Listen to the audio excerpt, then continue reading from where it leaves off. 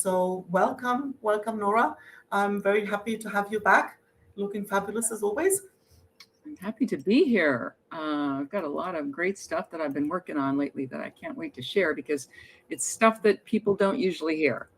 Okay, well, we're looking forward to it. Yeah, that's why we like you because it's not the same. There's definitely things that we being told that isn't fully trustworthy. So I'm going to just hand over the mic to you. And I'm just going to take myself off and let you share with us what we're all looking forward to. Great, super. Yes, it's not only that there's a lot of information out there that isn't true, there's a lot of information that is not shared because it doesn't make anybody any money. What we hear mostly is the stuff that makes people money, but that doesn't empower us. It empowers them. So we need to know the other stuff, the stuff that I'm going to tell you today.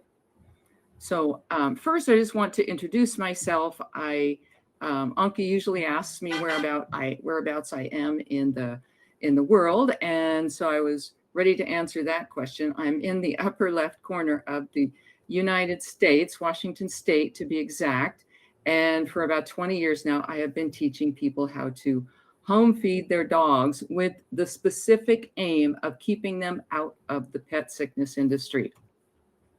So this is all about feeding. It's all about home feeding. And this space of home feeding for pets has gotten pretty crowded. But unfortunately, everybody except me seems to be following the model that was presented to us 80 or so years ago by the commercial pet food industry. And that's why even when people who are willing to home feed pets, the pets still don't get well, because everybody is basically just trying to replicate commercial food at home. So as you can tell, I'm going to dive right into some of the history behind commercial food and what you haven't heard about it that makes it so bad.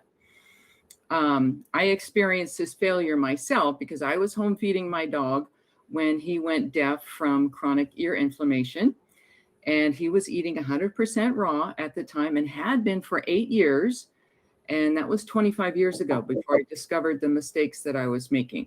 So hopefully by the end of this presentation, you'll know what I was doing wrong too, and what most people are doing wrong. But first, we need to talk about the whole industry. And it's not, like I said, the normal stuff that you usually hear about pet food. What everybody needs to understand, including everybody who's teaching people how to home feed their dogs by copying the disastrous model that the commercial pet food industry shows us, is that this industry did not come into being to meet the needs of dogs or even dog owners.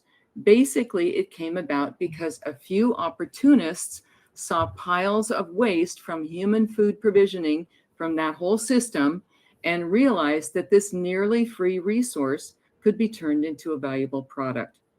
The very first version of dog kibble was made by a guy his name was James Spratt, who had previously made a living as a lightning rod salesman. This was like in the late 1800s. And he had no particular interest in dogs or dog nutrition, never mind any training in that area. The stories about other entrepreneurs that started early pet food businesses is similar. They just had the desire to make money from the mountains of food waste that is generated by the human food processing system. So that's how it got started. And that's the main reason that the pet food industry still exists today. And it doesn't matter how many PhD nutritionists that the pet food industry hires to develop its products, what those people are mostly doing is creating or attempting to create a bridge between the real function of pet food, which is to profitably dispose of all this waste, and what the companies want you to believe its function is. They want you to think that their number one goal is to properly nourish your animals.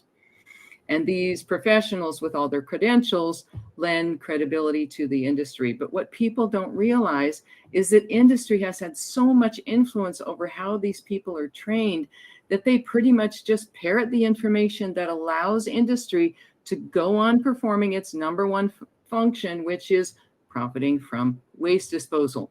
So it's all about taking waste products, taking them back to the factory, putting them all together, and then convincing you and me that the products are precisely what our dogs need.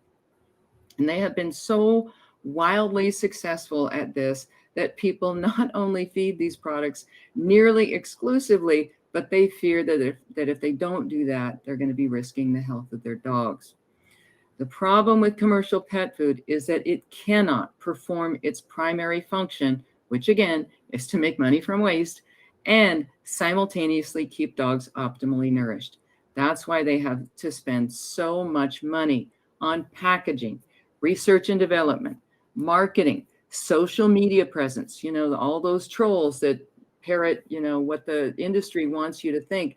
Oh, home feeding is so complicated, and here we have this simple solution that is, balanced in its perfection. And all of that shelf positioning that the pet food industry has, all those things cost money. And that's what the industry spends its money on: persuasion and propaganda. It could not afford to spend as much money as it does on everything else if it used high quality ingredients. It cannot afford high quality ingredients. And I'll explain in a minute what I mean by high quality.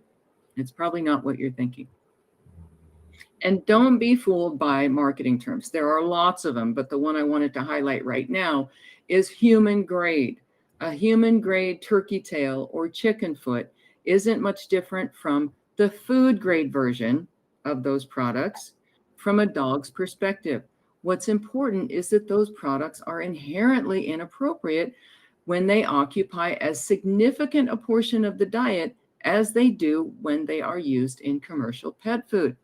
That's because these foods are extremely imbalanced in their macronutrient ratio. Well, you might wonder what I'm talking about when I say macronutrient ratio. By that, I mean these products, almost all meats that are used in pet food are mostly fat. If a processor uses mostly these extremely fatty parts like turkey tails, duck necks, and chicken feet, they don't have to say that they used those body parts on the label. On the label, they can just put turkey and duck or chicken and let you assume that they're using the same parts that you eat, those lean parts. But those parts are not used in the pet food industry. Like breasts and tenders and legs, those are reserved for the human market. Producing meat is very expensive. It must be sold to the highest payer. And that can't be the commercial pet food industry. They can't afford it. They have to use things like tails and wings and things that are very, very fatty. The things that you don't see in the human in the meat counter at the grocery store. And it's very easy for processors or pet food to hide all this fat because they calculate the percentage that it represents in the food by weighing it. They weigh the fat, and fat weighs the same as protein. But you may already be aware that it has double the fuel value. That means these percentages should be calculated according to their caloric value or their fuel value rather than their weight. That would allow you as a consumer to see how much of the food is represented by fat. That's what we see on human food labels. The only reason processors use weight is because it helps them make the fat content look very low. They all know that you and I don't want fatty foods. The protein to fat ratio in pet foods is almost universally inverted from what it should be in order to meet a dog's true needs. Now, how do we know what a dog's true needs are? That seems to be a very controversial question, right? Well, it's not. We know that dogs produce digestive enzymes in a specific ratio that is aligned with what they have historically eaten. Proteases are the enzymes that digest protein, lipase digests fat, and amylase digests carbohydrate.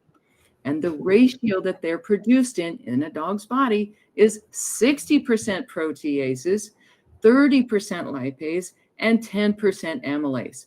And this ratio is calculated on fuel value or calories. Now, I have this little handout, and I apologize for my low-tech method here of sharing, but from this, it's really clear what is produced in a dog's body. The blue part is the part that is supposed to digest protein. It's hard to point. The orange part is the part that digests fat, and the green part is the part that digests carbohydrate. So those are the proportions that the diet should represent as well.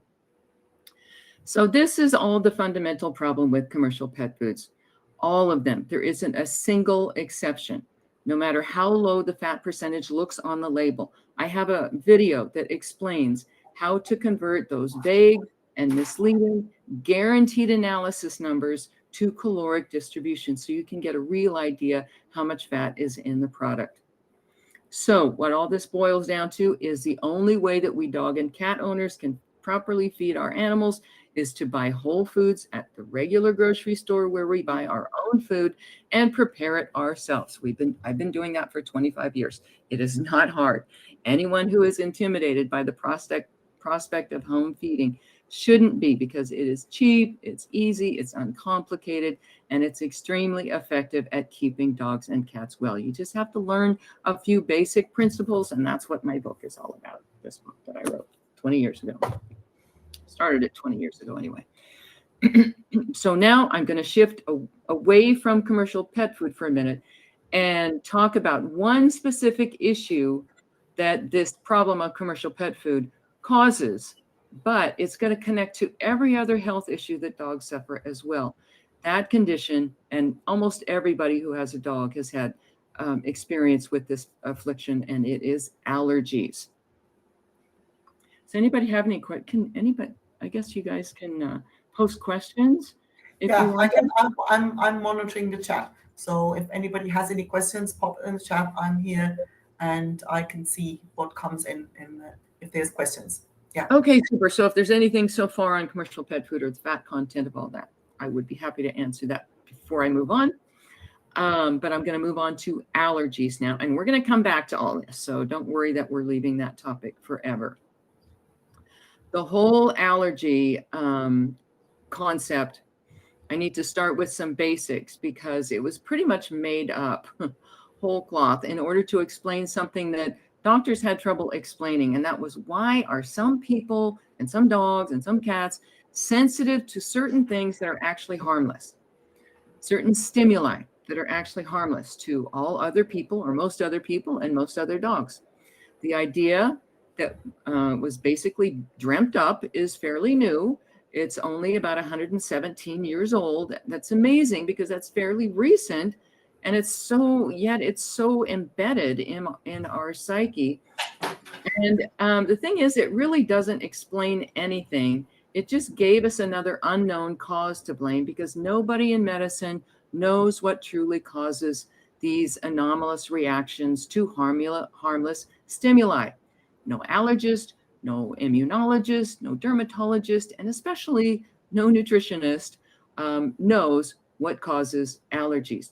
These people, these credentialed experts, are taught from the get-go that causes can never be known. Causes of allergies can never be known. We don't even need to look for them because they can never be known. And before you start confusing causes with triggers, I'll just say that triggers are not causes. Triggers are always innocent and harmless. It's just a trigger. And if they weren't inherently harmless, things like pollen and grass and things that you normally blame, fleas even, all of those things are triggers. They are normally harmless or mostly harmless. They would cause, if they weren't harmless, they would cause the same reaction for every individual within a species. The fact that only certain individuals have negative responses to them means the problem lies with the individual. The medical paradigm relative to allergies conveniently gives us only two possible approaches: avoidance of triggers and management of symptoms. Absolutely nothing else is ever discussed. No matter what someone has told you about a treatment they're recommending, it is not addressing the cause. If anyone has told you that allergies are genetic, they are effectively taking your power away, because you can't do anything about your dog's genes. It's true that the inbred manipulations that we've done to dogs may make it more difficult for them to function optimally and may make it more difficult for their bodies to cleanse. but that's even more reason to feed them optimally so their bodies won't be so burdened. Now, just generally on the subject of causes, I love to talk about causes because in every other human endeavor on the planet, causes are recognized as being central to solving a problem. You have to know what's causing a problem before you can solve it. But veterinary and human medicine love to ignore causes. Holistic medicine pretends to address causes, but their main objective is mainly to sell you remedies and supplements. They have to support themselves. They're an industry too. In no way do these substances ever address causes. And hopefully I'll have a chance to talk about that a bit more a bit later in the same presentation. But here's the big secret that they don't want you to know. Causes can be known, and they are all related to diet. When people change their diets, they get over their allergies. They get over their hay fever. They get over their cat allergies. I actually know 2 people personally who have recovered from cat allergies. And I have seen dozens of dogs recover permanently from so-called allergies just by changing their diets. Now, I will say if a dog has been on allergy drugs long-term, it's a very long process getting the dog well, and things can look bad before they get better. But if a dog has not been treated for their allergies, except maybe holistically, just changing the diet can fix the problem. So let's talk about how diet causes allergies. Diet is the #1 cause of allergies, whether said allergies are thought to be dietary or environmental or seasonal. There are a few other remote factors besides diet, but typically we can't do anything about those. And I'm talking about damage or toxicity from previously administered vaccines and other medications that contributed to the body's overall waste load. The most common allergy symptoms in dogs are itching and ear inflammation and ear discharge. Digestive issues are sometimes blamed on allergies too, but typically when that's the case, the diet just contains foods that shouldn't be going into a dog anyway, like wheat and corn and dairy and soy. Now, I have to say something about chicken and beef because chicken and beef, especially chicken, are often blamed as well. But strong negative reactions to these foods are usually due not to the meat specifically, but the fat. And my evidence for this is that I've been told over and over by people who began feeding these foods raw and according to RMF principles, trimmed of fat and home prepped so that their dogs aren't consuming all that fat. They actually recovered from these negative reactions that they used to have to those same foods. These are people who have gone through allergy testing and whose dogs had diagnosed chicken allergies. I'm not saying there isn't a dog out there that doesn't have legitimate negative reactions to chicken, because we all know that modern chickens are not exactly the closest thing to the wild model, the wild ideal. But valid sensitivities are relatively rare. And with chicken being so accessible and relatively cheap, it's kind of a deal maker for raw feeders. So it should not be abandoned until an owner preps it properly and the dog still has the reactions. That's the only way that you can know that you have to go to other proteins besides protein. Hey, Anki. See, I can still hear you. I'm just letting my dog out.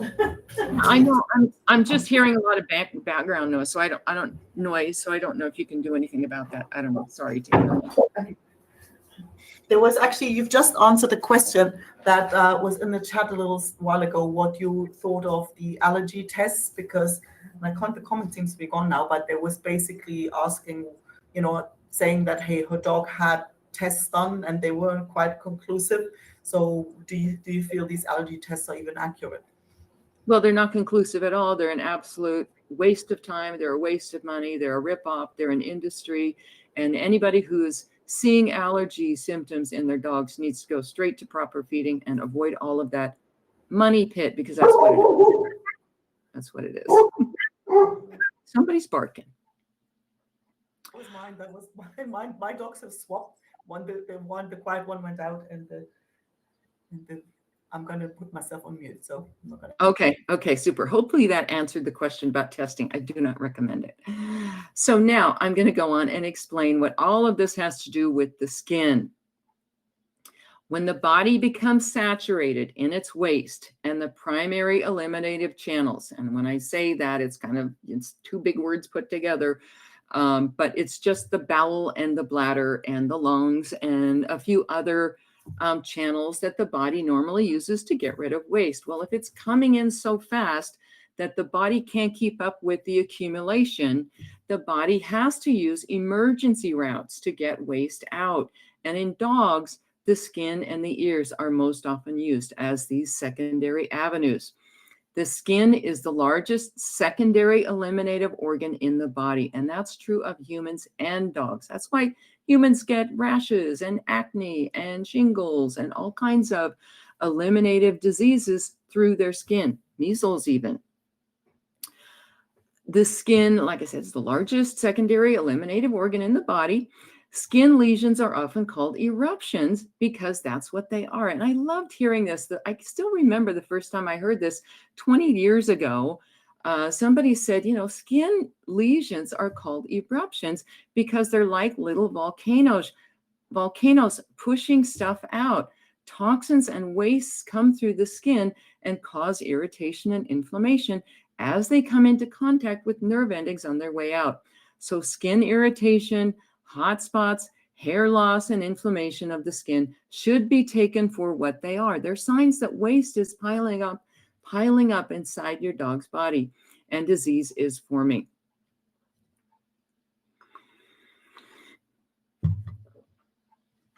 So to resolve the situation, all we have to do is find out what's causing all of this waste to be produced in the body. And that's much easier than you might think. It's not a mystery at all. It shouldn't be a mystery after I've, told you what I've just told you about what dogs typically eat. And in all cases of allergy, whether they are declared to be food related or not, the primary culprit is the diet. And it's a diet that contains far too many indigestible foods. And that's why correcting this underlying problem works so beautifully and predictably, because when causes are removed, their effects go away. That's the universal law of cause and effect. Now, this theory that I'm telling you about allergies this morning, that it's just a consequence of the body being overburdened, may be completely new to you, but it's not new. It's actually much older than the conventional allergy theory. This theory that I'm telling you about today gives the body a lot more credit than the illogical, made up, unnatural, nature-hating idea that the so-called immune system of the body is attacking itself, because that's the prevailing narrative behind allergies, and it's nonsense.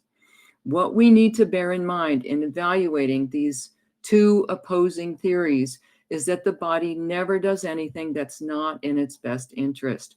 Living organisms are not suicidal. They want only to go on living. Going on living is their absolute number one biological mandate. When it appears to us that they are harming themselves, it's only because we don't understand what the body is up against. We don't understand what it's trying to do with the symptom and what its real needs are. And you know who's most in the dark about all of this? Medical practitioners, including vets, unfortunately. And by the way, there is a reason, and this is going to sound familiar because I've already shared it. There is a reason why you've never heard of this explanation for allergies. It's because it puts you in charge of your dog's allergies. It gives you the chance to make them go away completely, forever, without spending any money. It makes no money for anyone. That's why you've never heard of it. So this state of waste saturation in the body has a name, and it's called toxemia. It causes a lot more than just allergies. It causes all other diseases and health issues as well, believe it or not. And that's why I feel confident picking out this one condition and talking about its causes, because this cause also causes all disease. And again, this may sound outrageous to you, but it's because we've all been so deeply programmed by the medical industry. This information I'm sharing with you does not make anyone any money. I have to say it again. It puts all the power back in your hands, where it belongs. Okay, so we have established that it mostly comes back to diet. But there are factors that go back even farther than commercial pet food that influence how our dogs are fed. And to understand those, we have to go all the way back to animal agriculture. I just want to take this little tangent to explain why even animal agriculture is conspiring against dogs and cats. Before I go on to that, though, I first want to ask if there are any other questions about allergies or commercial pet foods or anything like that. I am going to say more about commercial pet foods later on, but I just want to give everybody the opportunity to ask questions right now if they want to. Anki, do you have any questions?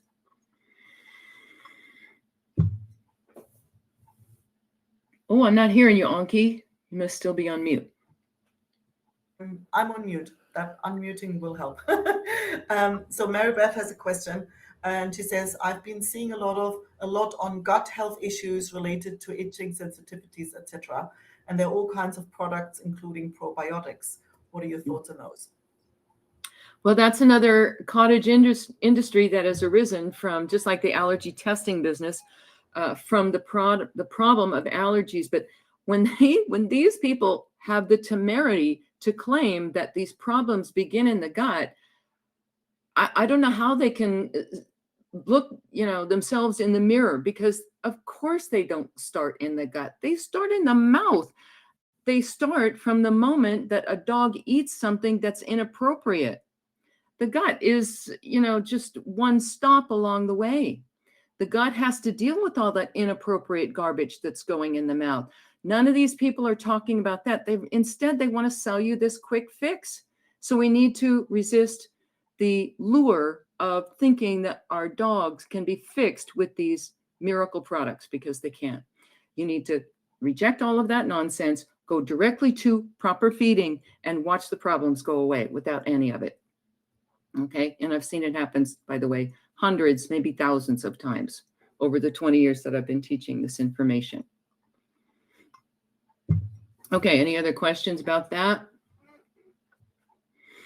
Okay, let's get to animal agriculture. The aim of every farmer or rancher that raises animals is to get their animals as heavy and large as quickly as possible. That is the model. That is the goal. There's a huge incentive for creating obesity in agricultural animals, because these producers are paid just as much for fat as they are for lean tissue. These producers not only profit from having the animal weigh a lot, but fat that is put on animals actually adds value in other ways too, especially in the beef industry, because producers are rewarded for having marbling in their lean tissue. This puts the meat in a higher grade. And that cannot be achieved, this higher grade and this marbling cannot be achieved without also producing subcutaneous fat, which is nearly worthless after the animal is dead.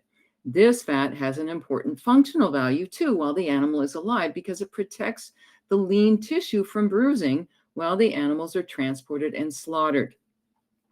From the point at which the original producer gets paid for the hanging weight, the parts that humans don't eat present a problem for the wholesalers that buy entire carcasses. They can't just take a loss on the parts that humans don't eat. That's the part they really want, but they have to buy everything. So these fatty parts are made cheaply available for use by other industries. One of the biggest users is the pet food industry. Now, if these animals were wild instead of agricultural, this salvaged waste would be nutritious food for dogs and cats. Wild prey animals are extremely lean. In fact, the biggest distinction between the two, agricultural animals and wild animals, is that agricultural animals have vastly more fat on them than cats and dogs are adapted to consume. But even if the animals were wild, the lean parts would still go to the human market, and the parts that would be available for dogs and cats would still be disproportionately fatty. There are actually a few commercial pet food producers out there using the trim from hunted wild animals. So hunters go out and hunt the animals. They bring them to these big processors. The processors pile up this fatty trim that they take off of the animals. the steaks and the roasts and the good parts go to the hunter, and these waste parts go to these commercial pet food processors that are saying, but our foods that are the absolute best because they come from wild animals. Well, there's still 60% fat, 30% protein, and 30 or 40% protein. But that's still way out of whack with what dogs and cats need. Too much fat, too little protein. All of this is to say that the animal agriculture industry operates in opposition to the way nature does things. It would be suicidal for a wild animal to carry anywhere near as much fat on their bodies as an agricultural animal. Now, animals that live in water do have to have insulation, so they're fattier. Things like ducks and beavers and fish, and those things are on the menu for wild dogs and cats. But what wild dogs and cats mostly have eaten in their history have been land animals, and land animals have to be lean. They have to remain extremely lean in order to escape becoming food. And in fact, wolves in the wild mostly eat starving deer. They eat the deer and the elk that have not been getting enough food. So what they're eating is extremely lean. And these animals, when they are healthy, have to be athletes. So when they're healthy, they're extremely lean. They have to be that way. And it's not just that these wastes that come from animal agriculture are disproportionately fatty. It's that while these animals were living, their bodies used fat to store the residues of the garbage that they were fed. You've probably heard this before. The substances that are administered to manage disease, the garbage that they're fed, anything else that the body could not eliminate readily through a process known as bioaccumulation, allows toxins to concentrate in the fatty tissues of animals over time.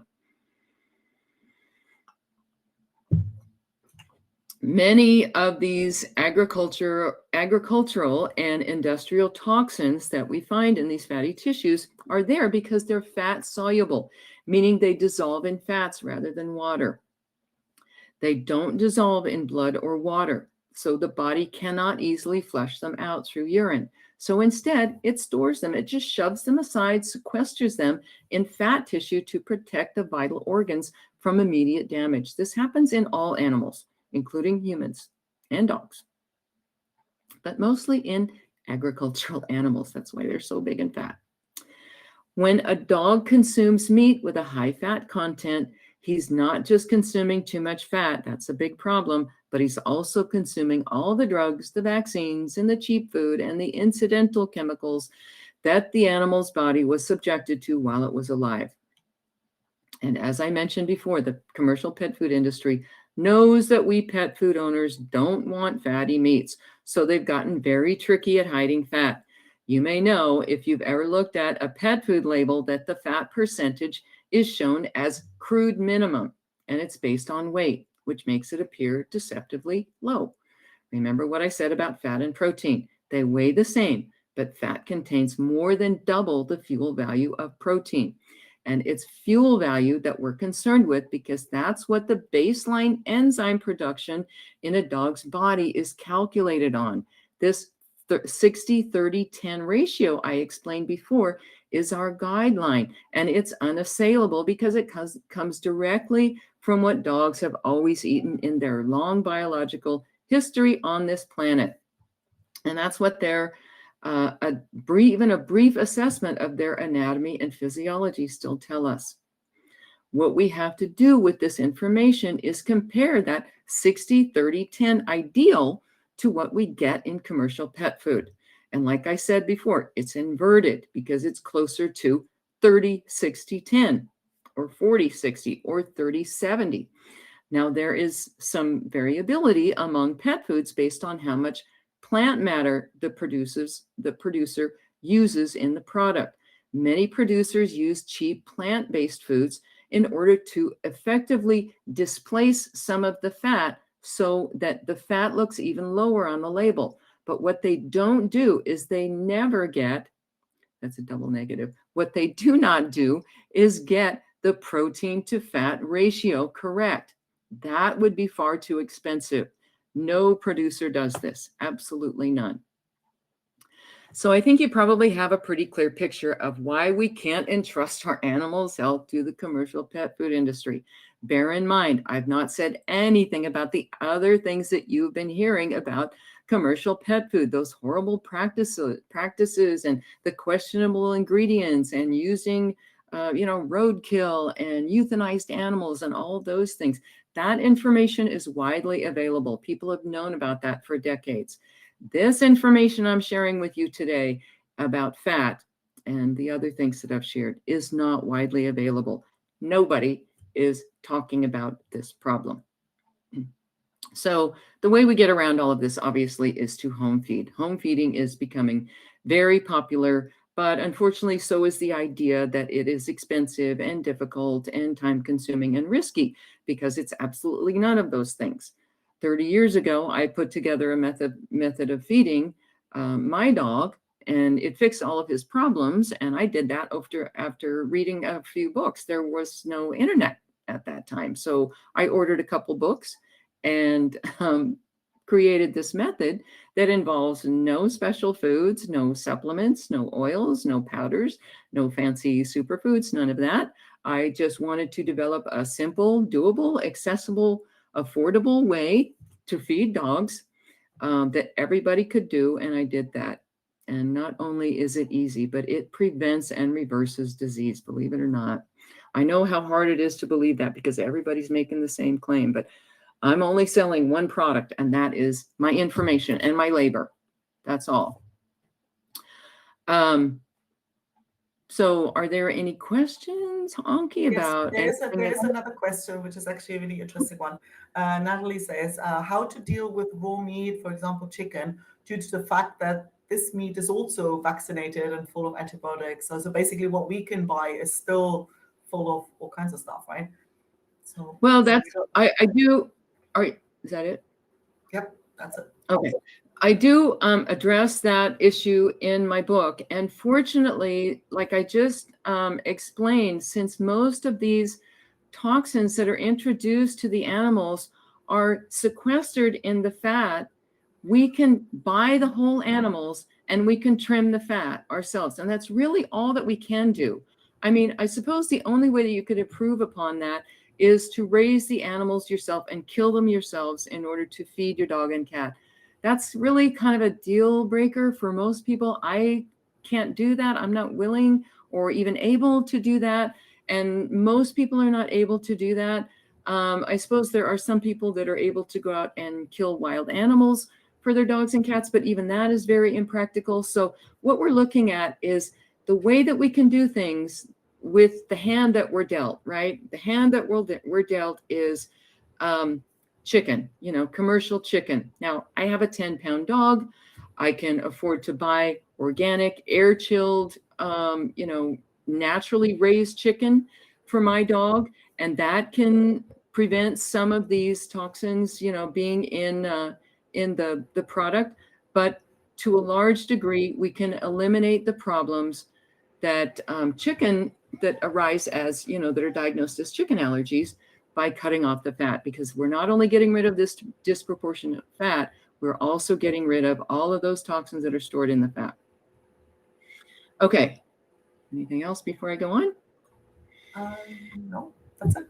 We've got like 15 minutes just to kind of make sure that we're not going over, because I've got something right off the right at the back of it, so we can't go over.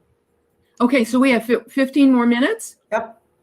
Oh my goodness, I better pick and choose one. Well, if not, you're gonna have to come back. So we can do a part two. I mean, I'm totally happy to do that. Okay, yeah, we should do a part two, because I had like I'm barely like 1/3 through what I was going to talk about. But so I'll just say that it's just super important to learn some fundamental principles about meeting our dog's biological needs, because that truly keeps them out of the vet's office. Everybody's talking about the increasing costs of vet care, and we all know that the vet industry is being taken over by profiteers. Private equity is an unrelated, money-driven industry, and they are always looking to extract unrealized profits from not just the pet health industry, But businesses that aren't doing such a good job of already extracting all of the profits. And until about 10, 15 years ago, that included the vet industry because it was pretty independent. It was run by independent offices, right? Independent clinics. So these profiteers are buying independent vets offices and demanding that the practices, they demand from the top down that vets use these most profitable approaches and procedures, that they upsell whenever they can. They encourage lifelong dependency on drugs and vet visits, and they absolutely don't entertain feeding dogs anything except commercial pet food because that ensures their future client base.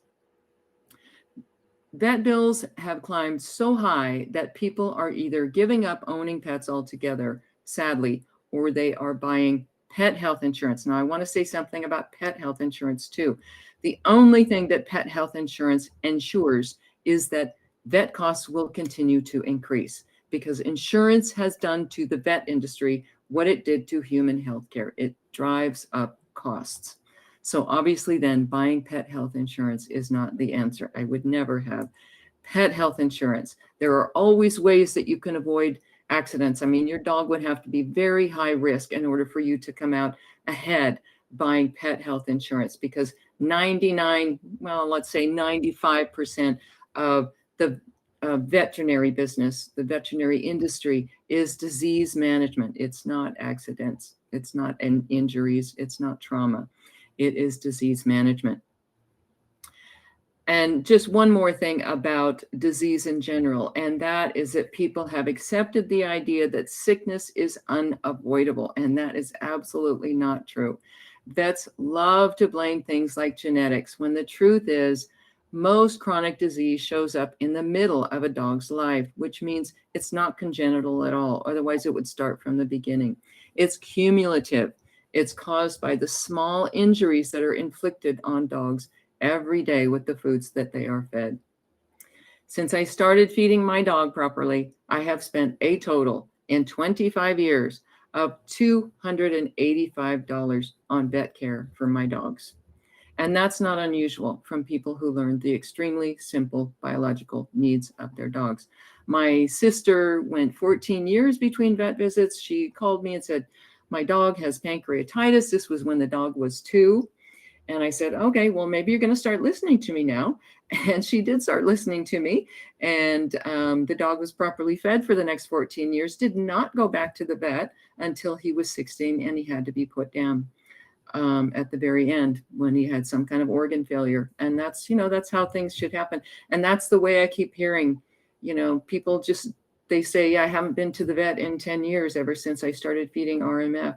And that's what I've been hearing for the last, 15 years, 10 years, let's say, because it took a while for people to discover RMF. And that's what I call it, rotational monofeeding, RMF for short.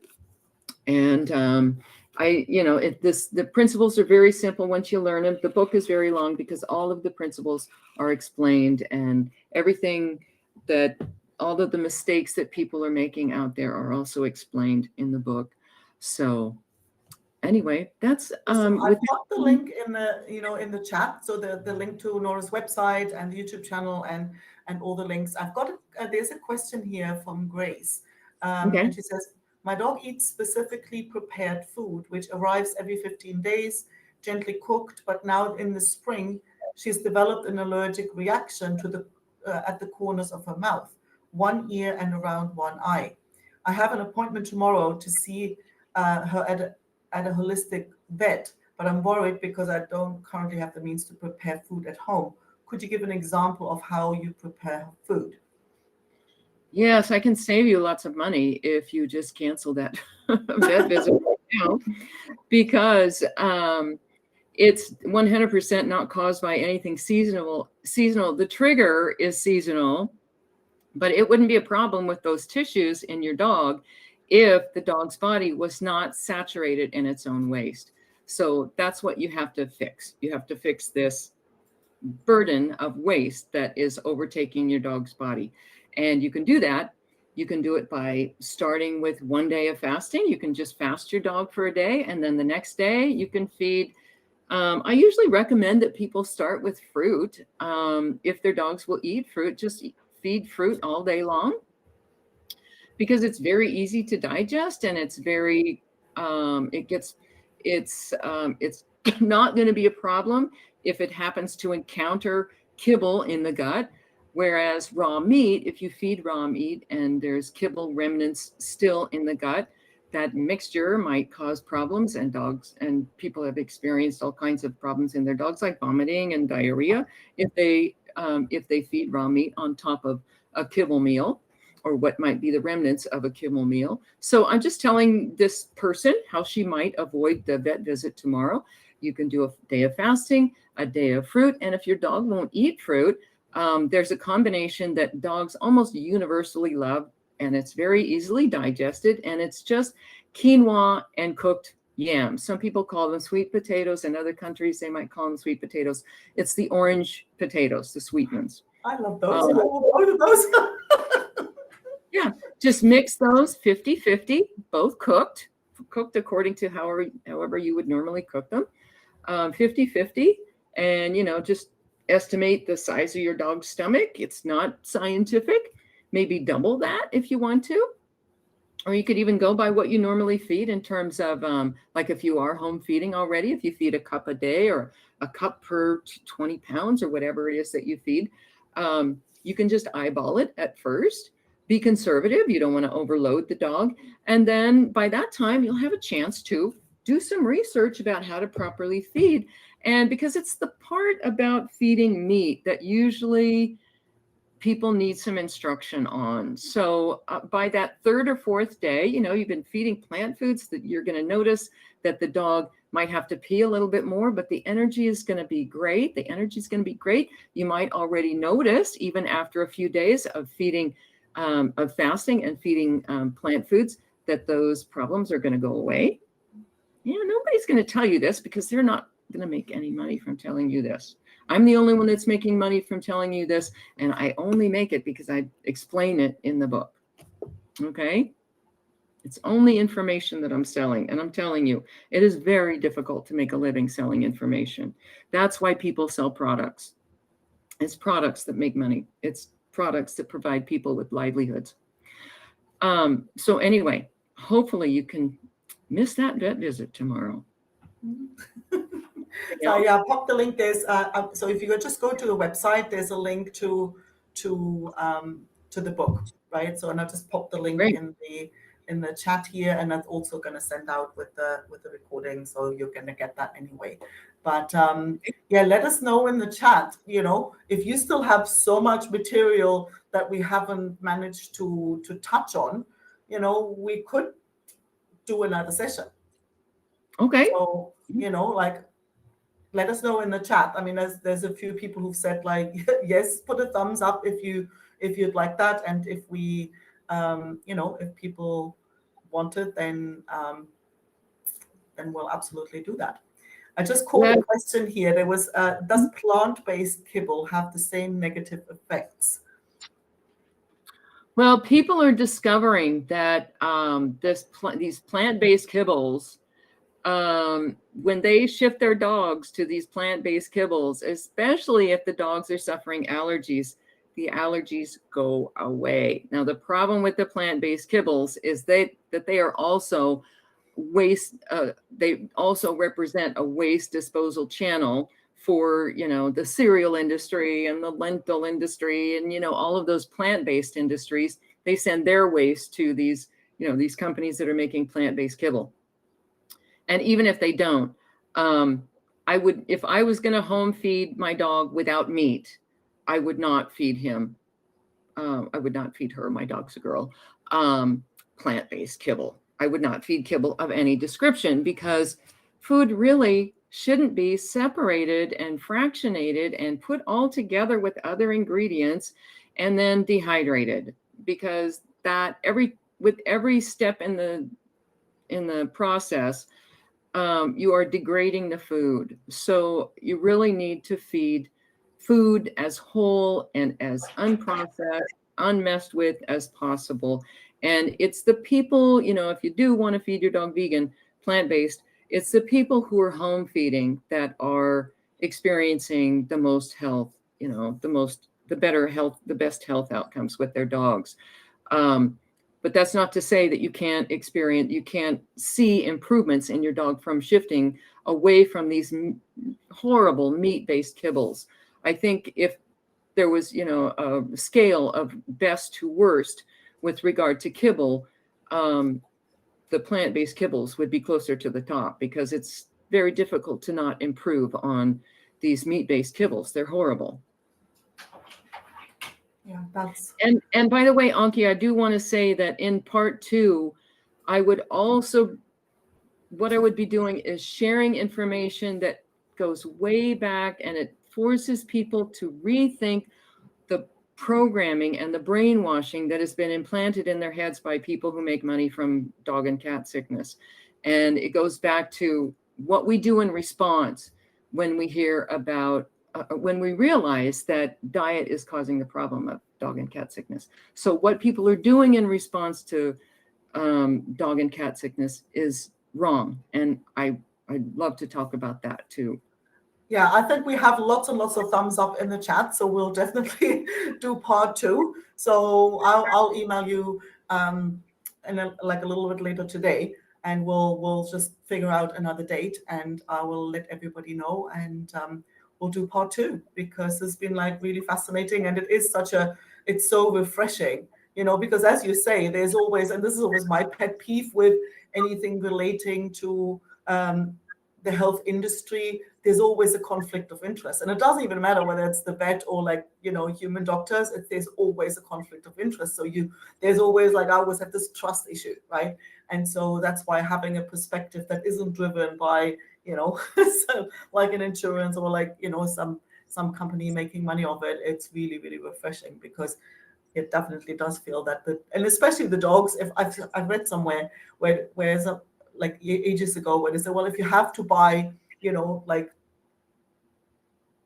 industrial kind of pet food, get cat food, because cat food has to be better because they're not eating it. Cats are more picky, right? So they have to do, but that has to be better quality, because the cat won't look at it, whereas dogs just gobble everything up, and so they get the worst crap put in there. And I'm like, yeah, that makes kind of sense.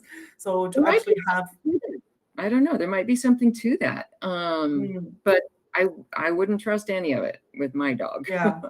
I know how to feed my dog, and it's easy, and it doesn't look anything like canned cat food. Well, thank you so much. And yeah, we're definitely going to set a date in the very sort of near future, maybe next week or something like that, so we don't kind of lose momentum with the people who were on the call today, and we'll continue that conversation. I think it's definitely more than needed, and I'm really grateful to for you to share a different perspective that makes us not feel so at the mercy of what comes out of those ugly cans. Yes. Well, thank you so much, Anki, for giving me the opportunity to blab for an hour. It's really fun. I love enlightening people about stuff they don't know about. Awesome. And here Natalie says, thank you very much. My dog is on RMF for a couple of years, and she's very healthy and fit. Every dog owner should rethink their feeding habits. So, there's a little client love right there in the comments for you. So nice. Thank you so much. And yeah, we'll talk soon. And thank you everyone for listening, and thanks for putting up with us our little tech hiccups at the beginning. And I hope to see you back, maybe next week, and I'll let you know what date. Thanks, Thank Anki. you. Thanks everyone. Take care. Bye. Bye.